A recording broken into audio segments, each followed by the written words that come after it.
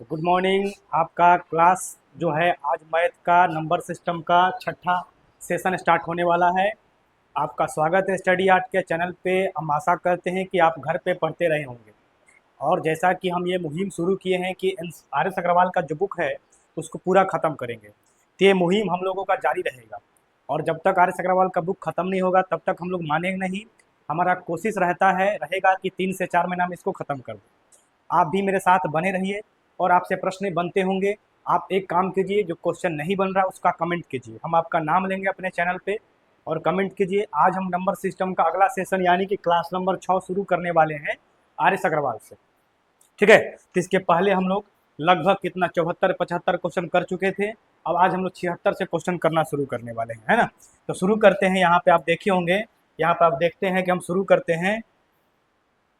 यहाँ पे देख रहे हैं कि हम शुरू कर रहे हैं कहाँ से, ये शुरू कर रहे हैं ए तथा बी का पूर्णांक बी हो।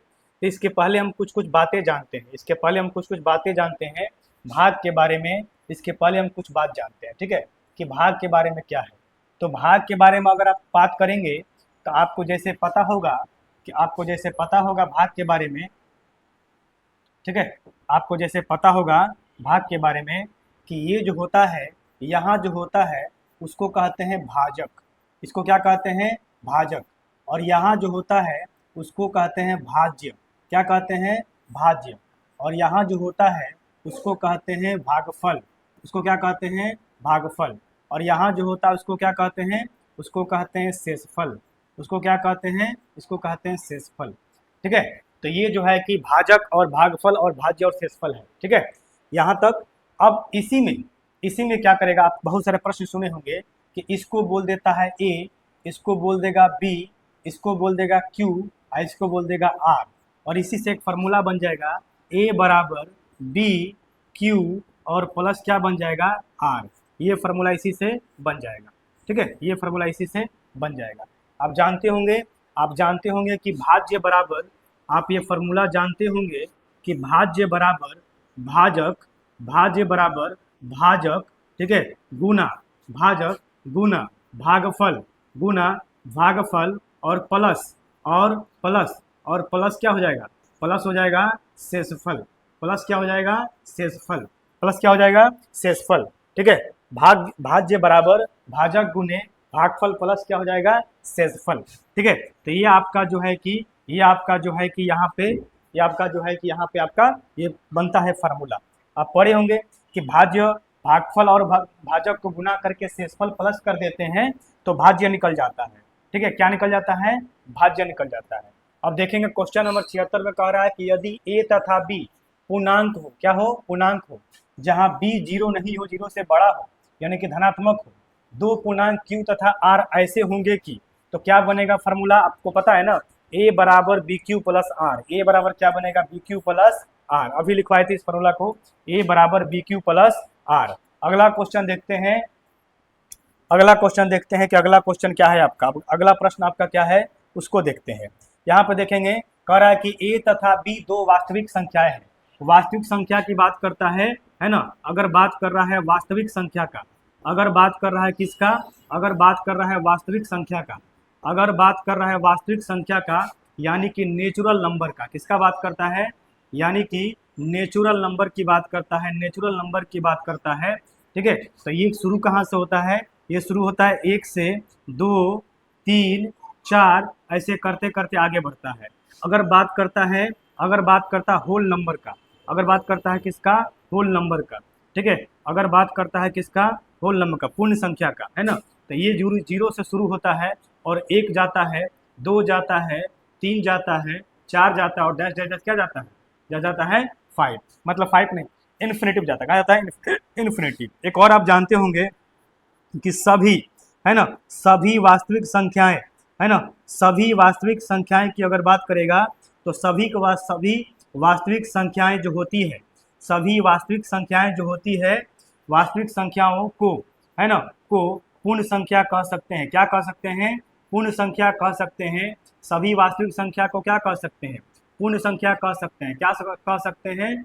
पूर्ण संख्या कह सकते हैं।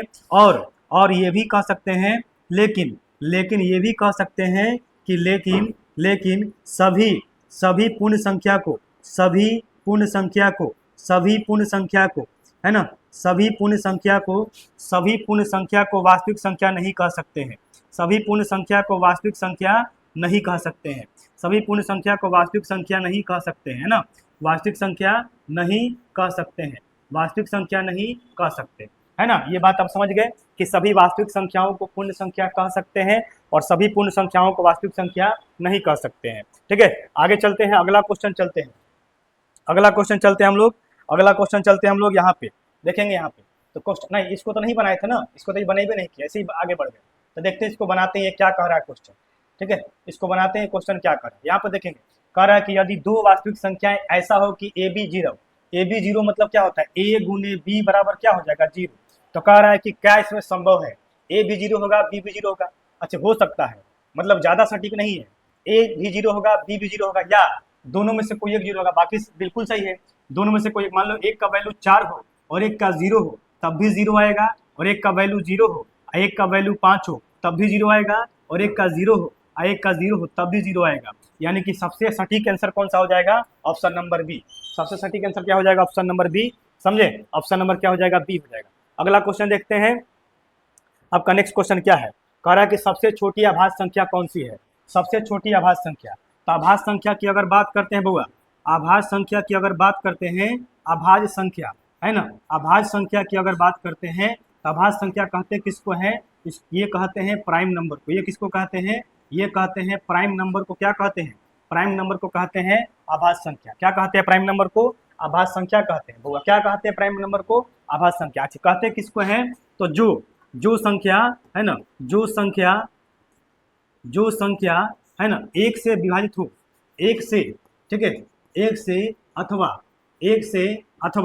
अथवा खुद से, एक से अथवा खुद से विभाजित हो, है ना, खुद से क्या हो, विभाजित हो। जो संख्या एक से अथवा खुद से क्या हो, विभाजित हो, उसको क्या कहते हैं, उसको कहते हैं आभाज्य संख्या कहते हैं। क्या कहते हैं उसको, आभाज्य संख्या कहते हैं। अच्छा, एक और बात कि जिसके, है ना, जिसके दो गुणनफल हो, जिसके दो गुणनफल या भाजक हो, क्या हो, भाजक मतलब कि उसका डिवाइजर, दो डिवाइजर उसका हो, कोफिशिएंट उसका 2 हो, है ना, जिसके दो भाजक हो, जिसके दो क्या हो, भाजक हो, उसको क्या कहते हैं, उसको कहते हैं फैक्टर भी इसको कह सकते हैं, कि जिसके दो फैक्टर हो, है ना, जिसके दो फैक्टर उसको कह सकते हैं हम आभाज्य संख्या। जैसे मान करते हैं, शुरू करते हैं 1 से, है ना, तो 1 से कट जाएगा और खुद से भी कट जाएगा, लेकिन इसके भाजक की बात करेंगे, इसके फैक्टर की बात करेंगे, इसका फैक्टर सिर्फ 1 है, तो एक आभाज्य संख्या नहीं कह रहे। हम बात करते हैं 2 का, किसका बात करते हैं, 2 का, तो 2 तो 1 से कटेगा ही और 2 खुद से भी कटेगा, और इसका भाजक भी सिर्फ और सिर्फ कितना है, 2 है, तो 2 होगा। हम बात करते हैं 3 का, किसका बात करते हैं, 3 का, तो 3 1 से कटेगा और फिर इस 3 से कटेगा, यानी कि इसका 2 भाजक भी है, इसका 2 फैक्टर भी है, कितना 2 फैक्टर है, इसका 2 फैक्टर भी है, यानी कि 3 भी क्या हो जाएगा, 3 एक आभाज्य संख्या हो जाएगा। हम बात करते हैं 4 का, तो 4 किससे कटेगा भाई, 1 से कटेगा, और ये किससे कटेगा, 2 से कटेगा, और ये किससे कटेगा, 4 से कटेगा भाई जी, है ना, ये 4 से कटेगा, 1 से कटेगा और 2 से कटेगा, और किससे कटेगा, 4 से कटेगा। यानी कि इसका भाजक कितना हो जाएगा, इसका भाजक हो जाएगा कितना, ये इसका फैक्टर कितना हो जाएगा, तो इसका फैक्टर हो जाएगा आपको कितना, 3 इसका फैक्टर हो जाएगा, तो ये आभाज्य संख्या नहीं कहलाएगा। ठीक है, तो वैसी संख्याएं आभाज्य संख्या कहलाएगी जो 1 से कटे और खुद से कटे, उस संख्या को क्या कह सकते हैं, आभाज्य संख्या कह सकते हैं। अब यहाँ पे कह रहा है कि सबसे छोटी आभाज्य संख्या कौन सी होगी, तो देखें आभाज्य संख्या शुरू कहाँ से होती है। ये दिमाग में बहुत सारे बच्चों को रहता है कि आभाज्य संख्या 1 से शुरू होता है, लेकिन नहीं, आभाज्य संख्या कहाँ शुरू होता है, आभाज्य संख्या 2 से शुरू होता है। कहाँ शुरू होता है, 2 से, है ना, यानी कि सबसे छोटी संख्या क्या हो जाएगी, 1 तो होगा नहीं, उसके बाद क्या हो जाएगा, 2, यानी कि सबसे छोटी क्या हो जाएगी, 2, यानी कि ऑप्शन नंबर कितना हो जाएगा, ऑप्शन नंबर हो जाएगा सी। क्या हो जाएगा, सी। आगे बढ़ते हैं, अगला क्वेश्चन देखते हैं, यहाँ पे अगला क्वेश्चन क्या है, यहाँ देखेंगे 70 से छोटी आभाज्य संख्या कितनी है, तो इसका कोई उपाय नहीं, आपको लिखना पड़ेगा, आपको क्या करना पड़ेगा, लिखना पड़ेगा। देखेंगे 70 से छोटी, तो एक 2 आभाज्य संख्या हो जाएगा, एक क्या हो जाएगा, 3 हो जाएगा, एक होगा 5, एक होगा 7, 8 होगा क्या, नहीं होगा, 9 नहीं होगा, 10 नहीं होगा, 11 के बाद क्या होगा, 13, 14, 15, 16, 17, एक क्या हो जाएगा, 17, 18 नहीं होगा, ये क्या हो जाएगा, 19 के बाद 20 नहीं होगा, 21, 22, ये हो जाएगा 23, क्या हो जाएगा, 23, 24, 25, 26, 27, 28, 29, ये क्या हो जाएगा, 29 के बाद 30 नहीं होगा, 31 होगा, क्या होगा, 31, 32 नहीं होगा, 33 नहीं होगा, 34 नहीं होगा, 35 नहीं होगा, 36 नहीं होगा, तो क्या होगा 37 होगा। क्या होगा 37। 38 के बाद 39, 39 नहीं होगा, 40 के बाद 41 क्या हो जाएगा 41 हो जाएगा, 42, 43, 43, 43 हो जाएगा, क्या हो जाएगा 43 हो जाएगा, 44, 45, 46, 47, 47 हो जाएगा, ठीक है। उसके बाद 48, 49, 50, है ना, 51, 51 नहीं होगा, 52 नहीं होगा, 53 होगा, है ना, क्या होगा 53 होगा, है ना, 53 नहीं कटता किससे, 54 नहीं होगा, 55 नहीं होगा, 56 नहीं होगा, 57 नहीं होगा, 58 नहीं होगा, 59 होगा, क्या होगा 59 होगा। अच्छा 60 नहीं होगा, 61, 61, 61, 61 हो जाएगा, है ना, 61 होगा, क्या 61, 3 दूना 6, 61 होगा, 61, 62, 63, 64, 65, 66, 67, क्या हो जाएगा 67। यही आपका टोटल नंबर हो जाएगा। काउंट कर लीजिए कितना हो रहा है, 1 2 3 4 5 6 7 8 9 10 11 12 13 14 15 16 17 18 19। तो ऑप्शन नंबर क्या हो जाएगा सी 19 हो जाएगा। जब भी आपके एग्जाम में ऐसा क्वेश्चन आए तो आप इसको क्या कीजिएगा, आप इसको लिख के गिन लीजिएगा। क्या कीजिएगा, इसको लिख के गिन लीजिएगा, ठीक है, इसको लिख के क्या कीजिएगा गिन लीजिएगा। देखेंगे 50 से 90 के बीच सभी आवाज संख्या लिखेंगे तो एकदम आसानी से लिख सकते हैं। आवाज संख्या का योग लिखना है 50 से 90 के बीच में। 51 होगा क्या नहीं होगा, 52 होगा क्या नहीं होगा, 53 होगा क्या होगा 53 होगा, 54 नहीं होगा, 55 नहीं होगा, 56 नहीं होगा, 57 नहीं होगा, 58 नहीं होगा, 59 होगा क्या होगा 59 होगा, 60 नहीं होगा, 61 होगा क्या होगा 61 होगा, 62 नहीं होगा, 63 नहीं होगा, 64 नहीं होगा, 65 नहीं होगा, 66 नहीं होगा, 67 होगा क्या होगा 67। 7 1 8, 8 3 11, 11 में से 9 गए, 11 9 कितना होता है 2, तो जिसके लास्ट में 2 हो, है ना, 11 9 2, तो जिसके लास्ट में क्या हो इन होगा जी, 9 1 10 7 17 3, अच्छा जिसके लास्ट में 3 हो, 9 1 10 और 10 7 7 9 1 10 10 7 17 17 3 22, ठीक तो है, जिसके लास्ट में 2 है। और उसके पहले क्या आना चाहिए, तो 2 इन दोनों में है, 5 5 10 10 12 32 10 12 22 और 22, और उसके पहले क्या होगा जो भी संख्या यहाँ पे आएगा जोड़ने के बाद 50 और अच्छा 90 तक कह रहा है, 90 तक कह रहा है, आप 70 तक निकाले हैं, 90 तक निकाल के जोड़ दीजिए। आप क्या कीजिए 90 तक निकाल के ऐसे ही जोड़ दीजिए, हम 70 तक निकाल के जोड़ रहे हैं, ठीक है। आगे क्वेश्चन देखते हैं, यहाँ पे कह रहा है कि 110 और 112 के बीच में कितने अभाज्य संख्या होगा, तो देखिए 110 और 120 के बीच में सिर्फ एक अभाज्य संख्या होगा, वो होगा 113, क्या होगा 113, और कोई अभाज्य संख्या इसके बीच में आएगा ही नहीं। आज अगला क्वेश्चन देखते हैं, अगला क्वेश्चन देखते हैं 182, 83 नंबर क्वेश्चन। अच्छा कह रहा है यहाँ पे कि प्राकृत संख्या n के लिए, प्राकृत संख्या n के लिए एन क्यू, ये क्या दिया हुआ है जी, ये दिया हुआ एन क्यू, ये क्या दिया हुआ है एन क्यू दिया हुआ है, क्या दिया हुआ है एन क्यू, सर्वदा किस बड़ी से बड़ी संख्याओं से विभाजित हो सकता है, तो देखते हैं ये किससे कटेगा। तो यहाँ पे दिया क्या, ध्यान देंगे, यहाँ दिया एन क्यू और माइनस क्या दिया एन दिया है, यहाँ पे एन हो जाएगा और ये क्या हो जाएगा एन स्क्वायर और माइनस क्या होगा एन, यानी कि यहाँ पे एन हो जाएगा और ये हो जाएगा एन माइनस 1 और यहाँ क्या हो जाएगा एन प्लस 1, क्या हो जाएगा एन प्लस 1। अब देखेंगे यही ना कह रहा है, तो यदि मान लो कि n का वैल्यू 1 हो गया, क्या हो गया 1, तो 1 इंटू यहाँ पे क्या होगा 0 और यहाँ पे क्या होगा, यहाँ पे होगा 2, ये पूरा क्या होगा 0। यदि n का वैल्यू 2 हो गया तो 2 इंटू यहाँ पे क्या होगा 1 और यहाँ क्या होगा 3, यानी कि कितना आ रहा है 6 इसमें आ रहा है ना, 6 आ रहा है। यदि n का वैल्यू 3 होगा तो 3 इंटू यहाँ पे क्या होगा 2 और यहाँ पे क्या होगा, यहाँ पे होगा 4, यानी कि यहाँ पे कितना होगा 6, 6 गुने 4 यहाँ पे हो रहा है। यदि n का वैल्यू 4 होगा तो यहाँ पे कितना होगा 4 और यहाँ पे कितना होगा 3 और यहाँ पे कितना होगा 4। अच्छा यहाँ भी 6 आ रहा है, यहाँ 2 गुने 2 करते हैं तो, है ना, तो ये हो जाएगा कितना 6 गुने 2 गुने 4। तो आप देखेंगे हर सिचुएशन में किससे कट रहा है, ये 6 से कट रहा है, किससे कट रहा है 6 से कट रहा है, किससे कट रहा है 6 से कट रहा है। तो ऑप्शन नंबर इसका हो जाएगा बी, क्या हो जाएगा जी, इसका ऑप्शन नंबर हो जाएगा बी। अगला क्वेश्चन देखते हैं, अगला क्वेश्चन कह रहा है इसमें कह रहा है कि 127 तथा के उभयनिष्ठ गुणनफल कितने होंगे। तो देखेंगे 127 और इतना का उभयनिष्ठ गुणनफल कितने होंगे। एक फार्मूला होता है कि यदि x के पावर n है और प्लस y के पावर क्या है n है, तो इस नंबर को काटने वाला जो संख्या होगा वो होगा x प्लस y, ये फार्मूला होता है।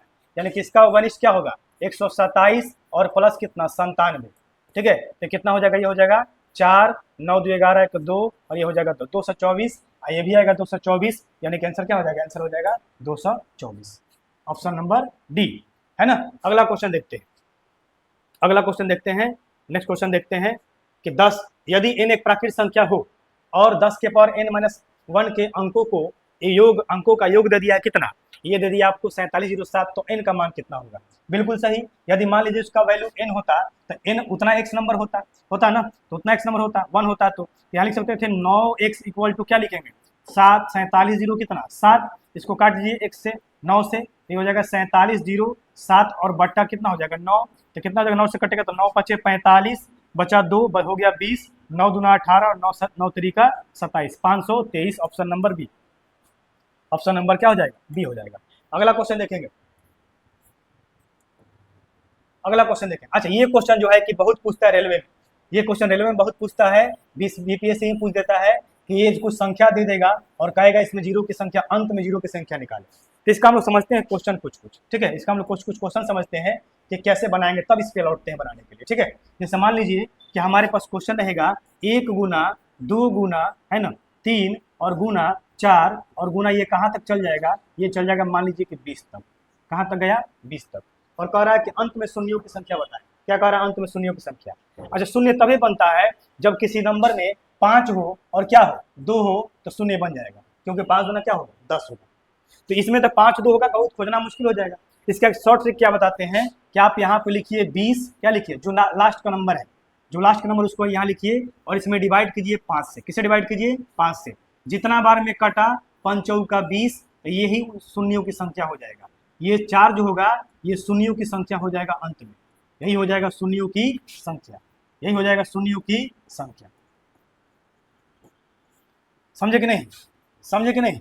और ये दूसरा नंबर को देखिए, मान लीजिए कि दिया हुआ है 1 गुना 2 गुना 3 और गुना 4 और गुना डैश डैश डैश डैश दिया हुआ है कितना, ये दिया हुआ कितना, ये दिया है 40, कितना दिया है 40, 40 मत दीजिए इसको, ठीक है 40 मान लीजिए 40 दिया हुआ है, ठीक है। तो ये मान लो, अब क्या करेंगे इसमें, यहाँ लिखेंगे 40 अंतिम संख्या और यहाँ लिखेंगे डिवाइड करेंगे 5 से, 5 और 8 40, तो 8 हो जाएगा शून्यों की संख्या।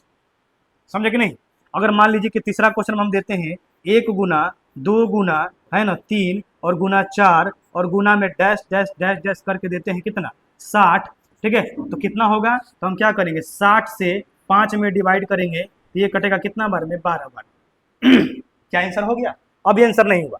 और जितना बार 5 से कटेगा उसको काटते जाएंगे, जितना बार 5 से कटेगा उसको काटते जाएंगे। अच्छा यहाँ भी 5 से कट रहा था तो यहाँ 5 से कटेगा 8, 5 से कितना कटेगा 8, तो बच जाएगा कितना 3, तो कुल शून्यों की संख्या कितना हो जाएगा 8 और 3 कितना हो जाएगा, कुल शून्यों की संख्या 11 हो जाएगा। बात समझे कि नहीं, जितना कटेगा उससे उतना काटते जाएंगे। जैसे मान लीजिए कि यहाँ पे क्या हो गया 12 हो गया, यहाँ पे क्या हो गया 12 हो गया, इसको 5 से काटेंगे तो ये कितना हो गया 5 दूना 10 हो गया, कितना हो गया 10, 2 बचा, तो अब देखेंगे 12 और 2 कितना हो गया 14 हो गया शून्यों की संख्या, कितना हो गया 14 हो गया शून्यों की संख्या। आप तब आसानी से निकाल सकते हैं। जैसे एक और क्वेश्चन ले लेते हैं कि मान लीजिए चौथा नंबर क्वेश्चन में मान लीजिए कि 1 गुना 2 गुना है ना 3 और गुना ये दे दिया है 500 तक, कहाँ दे दिया है, ये दे दिया है 500 तक।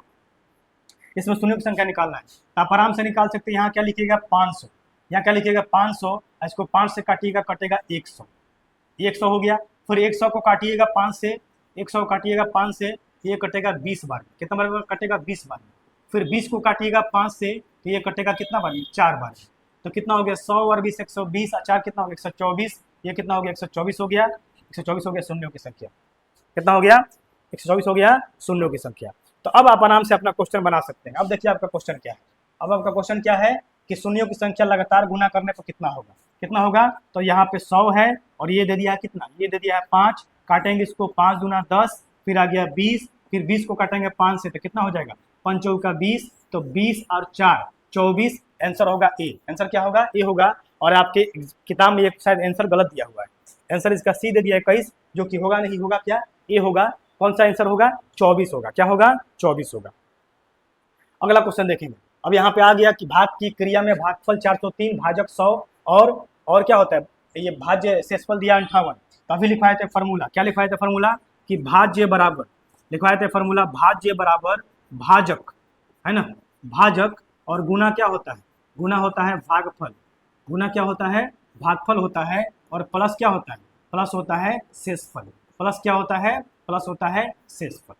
ठीक है, भाज्य बराबर भाजक गुने भागफल प्लस शेषफल। तो क्या क्या दिया हुआ है, भाजक कितना दिया हुआ है, भाजक दिया हुआ है 100 और ये कितना दिया हुआ है, ये दिया है 403 और प्लस ये कितना दिया है 58, ये कितना दे दिया है 58, ये हो जाएगा 403 और 2 जीरो की जगह क्या हो जाएगा 58 हो जाएगा, यही तो आएगा answer 403 58। Option number D, option number D इसका आंसर हो जाएगा। ठीक है, अगला क्वेश्चन देखते हैं, अगला क्वेश्चन देखते हैं हम। यहाँ से देखते हैं अगला क्वेश्चन। कह रहा है कि 48 को किस संख्या से गुणा करने पर गुणनफल 173 और 240 के गुणनफल के बराबर है। 48 को किस संख्या गुणनफल, उसका जो गुणनफल x से मान लो गुणा करते हैं, यहाँ किसके बराबर रहा है, यह आ रहा है 173 और गुना किसके बराबर आ रहा है, गुना आ रहा है 240 के बराबर, है ना। क्या है, 3 से कटेगा, क्या कटेगा, 3 से कट जाएगा, 9 से नहीं कटेगा, 9 से नहीं कटेगा, 16 से कट जाएगा, क्या 16 से ये कटेगा, 16 एकम 16 नहीं कटेगा, ये 16 एकम 16 और 16 85, तो 16 3 48 और 16 एकम 16 और 16 पचे कितना हो गया 80, ये हो गया 3 पचे 15, गुना कर दिए 5 3 15, जिसका लास्ट में 5 हो, सब में है, 5 7 35 1 36, 5 को 6 हो, 5 को 6 किसमें, इसमें है, ऑप्शन नंबर सी। ठीक है, ऑप्शन नंबर सी। अगला क्वेश्चन देखते हैं। अगला क्वेश्चन क्या कह रहा है, देखेंगे कि कह रहा है कि 34 28 में से कौन सी न्यूनतम संख्या घटाने पर संख्या प्राप्त जो संख्या होगा वो 13 से पूर्णतः विभक्त हो जाएगी। ऐसे प्रश्न बनाने के लिए, ऐसा प्रश्न बनाने का दो तरीका क्या होता है, ये दो तरीका से दे सकते हैं कि क्या जोड़ा जाए कि कट जाए और क्या घटाया जाए कि कट जाए। तो जोड़ने वाला और घटाने वाला दोनों देखेंगे। जैसे मान लीजिए कि हमारे पास, मान लीजिए कि यहाँ पे 5 है, क्या है यहाँ पे 5 है और ये संख्या है 12, कितना है 12, इसको काटेंगे 5 दूना कितना हो जाएगा, ये हो जाएगा 5 दूना कितना हो जाएगा 10, और यहाँ बचेगा 2, ठीक है, ये बचेगा शेष में 2। अब कह रहा है कि दो कंडीशन हो सकता है इस 12 को 5 से पूर्ण तरह से विभाजित करने का। क्या हो सकता है, एक ये हो सकता है कि शेषफल को डायरेक्ट ले जाकर क्या कर दें, माइनस कर दें। शेषफल को, है ना, एक तरीका होता है कि शेषफल को डायरेक्ट क्या कर दें, माइनस कर दें, डायरेक्ट क्या कर दें, माइनस कर दें, क्या कर दें, माइनस कर दें। तो 12 में से 2 गया 10, तो 10 कट जाएगा 5 से। एक ये तरीका होता है कि भाजक और शेषफल का अंतर क्या होता है, भाजक, ठीक है, भाजक और शेषफल का अंतर, है ना, ये अंतर का सिंबल है। शेषफल के अंतर को क्या कर दो, भाज्य में जोड़ दो, क्या कर दो, भाज्य में क्या कर दो, जोड़ दो। एक ये तरीका होता है, ठीक है। तो ये तरीका था, 5 में से 2 गया 3, और 3 को जोड़ेंगे 12 में तो हो जाएगा 15, तब भी कट जाएगा। तो जोड़ने वाला मेथड क्या होता है, जोड़ने वाला मेथड होता है भाजक और शेषफल को एक में जोड़ देना भाज्य में, और घटाने वाला मेथड क्या होता है कि शेषफल को डायरेक्ट ले क्या कर दो, घटा देना, ठीक है, ये होता है घटाने वाला मेथड। अब कह रहा है कौन सी न्यूनतम से घटाया जाए, पहले 13 से इसको भाग दे देंगे, है ना, तो 13 से भाग दो, इसको 13 से भाग दोगे तो यहाँ लिखा हुआ है 34 और ये लिखा है कितना 28, तब भाग दो, 13 दूना कितना होता है, 13 दूना 26, यहाँ काटेंगे 13 दूना 26, ये हो जाएगा 14 में से 6 गया 8, ये कट गया, ऊपर आया 2, है ना, 13 51 13 52, है ना, 13 52 13 25 65 13 78 13 13 कितना हो जाएगा 78, ये 78 कटा, यहाँ पर आया 4, ये हो गया 48, 13 39 कितना हो गया 39, ये कितना होगा 9, 8 में से 9 गया तो 9 बचेगा, कितना बचेगा 9 बचेगा, है ना। तो 9 घटा देंगे वहां से, 9 इसमें से घटा देंगे, छोटी छोटी संख्या, तो ये कट जाएगा, ठीक है, ये क्या हो जाएगा, कट जाएगा। अगला क्वेश्चन देखेंगे। अगला क्वेश्चन क्या है, कह रहा है कि किसी संख्या को 36 से भाग देने पर 36 शेषफल आता है, ठीक है, तो 17 से भाग देने पर कितना है। एकदम आसान क्वेश्चन है, एकदम क्या है, आसान क्वेश्चन। इसको ऐसे लिखो पहले 136 के, है ना, और प्लस यहाँ लिखो क्या, क्षेत्रफल कितना आता है 36। अब इसको 17 से भाग दो, इसको क्या करो 17 से भाग दो, तो कितना होगा 17 वाटे कितना 36 होता है ना, 17 वाटे क्या होता है 136, तो 17 गुणे ये कितना हो जाएगा 8 के, क्या हो जाएगा 8 के, और यहाँ प्लस क्या हो जाएगा, ये प्लस, इसको भी 17 से भाग दो, तो 17 दूना क्या हो जाएगा 34, ये क्या हो जाएगा 17 दूना 34, और लास्ट में कितना बचेगा 2, तो जो लास्ट में बचेगा वही आंसर होगा। ऑप्शन क्या होगा डी, ऑप्शन क्या होगा डी। मतलब कि ये तो जो पहला देगा वो 17 से कटेगा ही कटेगा, और जो दूसरा देगा उसको क्या करो 17 से क्या कर दो, डिवाइड कर दो, और जो लास्ट में बचेगा वही आंसर होगा। अगला क्वेश्चन सेम इसी जैसा है, देखो अगला क्वेश्चन सेम इसी जैसा है। 29 को तो किससे भाग देना है 13 से, 13 से कट रहा है ना, 13 कम 13 13 26, इसको भाग दे दो, इसको भाग दे दो 13 से, है ना, इसको भाग 13 से, 13 दूना कितना होता है 26, 13 दूना 26, बचा कितना 3, आंसर हो जाएगा 3। जब भी ऐसा क्वेश्चन है तो ऐसे ही बनाना है, कैसे बनाना है, ऐसे ही बनाना है। अगला क्वेश्चन देखेंगे क्या है, नेक्स्ट क्वेश्चन देखते हैं क्या है, ये भी सेम क्वेश्चन है। क्या दे रहा है 95 को 47 से भाग देने पर इतना आ रहा है, तो 15 से भाग देंगे तो कितना होगा। अच्छा ये तो 15 से कटेगा ही कटेगा, 15 कम 15 15 या 45 कटेगा ना, इसको 15 से भाग दो, कितना बार में कट रहा है, इसको 15 से भाग देंगे तो कितना बार में कटेगा 15 या 45, यानी कि आंसर कितना आएगा, आंसर आएगा 2, आंसर कितना आएगा 2। अगला क्वेश्चन देखते हैं। अगला क्वेश्चन क्या है बुआ, देखते हैं अगला क्वेश्चन। कह रहा है कि यहाँ पे देखेंगे 4000 में से छोटी छोटी कौन सी संख्या घटाई जाए। अच्छा घटाने का तरीका क्या होता है, डायरेक्ट शेषफल घटाते हैं, है ना, तो जो 19 से कट जाए, तो 4000 को लेके चलते हैं, किसको लेके चलते हैं 4000 को लेके चलते हैं, 4000 को लेके चलते हैं, और ये 19 से काटना है, इसको किससे काटना है 19 से, तो 19 दूना कितना हो जाएगा, 19 दूना हो जाएगा 38, कितना हो जाएगा 38, यहाँ कितना बचेगा 2, और ये कट गया, ये क्या हो गया कट गया, ऊपर से उतारेंगे 20, 19 से कम कितना हो गया 19, यहाँ बचेगा 1 और ये कट गया, तो अब नहीं कट रहा तो यहाँ लगा देंगे 0। लास्ट में कितना आया 10, और 10 को ही घटाएंगे तो आ जाएगा आंसर, यानी कि ऑप्शन नंबर क्या हो जाएगा डी। ऑप्शन क्या हो जाएगा डी। अगला क्वेश्चन देखेंगे। अगला क्वेश्चन ये भी सेम उसी तरह है। 6 अंकों की वह छोटी छोटी संख्या कौन सी है जो 1 से 11 के पूर्णतः व्याप्त हो। अच्छा 6 अंकों की छोटी संख्या, पहले बात करते हैं 1 अंकों की छोटी संख्या, है ना। पहले बात करते हैं कि 1 अंकों की सबसे छोटी संख्या, 1 अंकों की सबसे छोटी संख्या, 1 अंकों की सबसे छोटी संख्या, ठीक है, ये कितना हो जाएगा, ये हो जाएगा 1, ठीक है। अगर बात करते हैं 2 अंकों की, क्या बात करते हैं 2 अंकों की सबसे छोटी संख्या बात करते हैं, ये हो जाएगा कितना, ये हो जाएगा 10, कितना हो जाएगा 10। अगर बात करते हैं 3 अंकों की छोटी संख्या, कितना बात करते हैं 3 अंकों की छोटी संख्या बात करते हैं, ये हो जाएगा कितना, ये हो जाएगा 100, क्या हो जाएगा 100। अब बात करते हैं ये कितना कह रहा है, ये कह रहा है 6 अंकों की, जितना अंकों के कहता है एक पर उतना से कम एगो जीरो देते हैं। अगर 2 अंकों की कहेगा तो 1 पे 1 जीरो, 3 अंक के कहेगा तो 1 पे 2 जीरो, 4 अंक के कहेगा तो 1 पे 3 जीरो। वो कितनों कह रहा है, वो कह रहा है 6 अंकों की, यानी कि 1 पे कितना जीरो, 1 पे कितना जीरो 5 जीरो। और किससे काटना है जी, पूर्णतः 1 से 11 से। 1 से 11 से क्या करो, डिवाइड करो। कह रहा है कि घटाई जाए कौन सी संख्या, छोटी संख्या, मतलब वही घटाने वाली बात हो रहा है, वह छोटी संख्या। अच्छा इसमें से घटाने नहीं करेंगे, आगे बढ़ेंगे। आज घटाएंगे तो 3 अंक, घटाएंगे तो 5 अंक हो जाएगा ना, 6 अंक से घटाएंगे तो क्या हो जाएगा 5 अंक का।